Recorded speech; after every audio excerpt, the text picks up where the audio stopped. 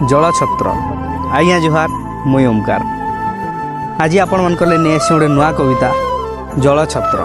तप्त दिनर जल न तापे जेबे पथित हुए क्लांत, तप्त दिनर जल न तापे जेबे पथित हुए क्लांत, जलछत्र हसी कहे सते आस आस पानी पीब आस, पानी पीब आस।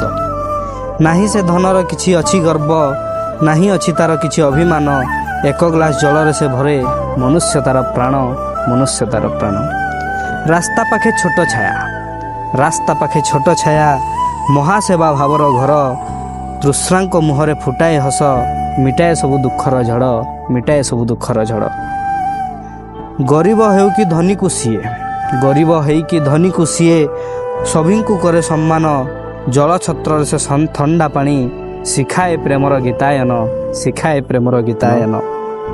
आस आमे बढ़ेबा हाथ, आस आमे बढ़ेबा हाथ, करिबा सेवा सभिंकर, जलछत्र रे पवित्र धारा हेउ शांतिर सागर, हेउ शांतिर सागर। खरा दिन लगी आज्ञा ई जेन गछ पतर भितरे जेन छोटिया जलछत्रटे बना होती इतार जे एतकी महिमा अच्छे हेटा गाँव लोग आ रास्तार पथिक ही जानी पारसन।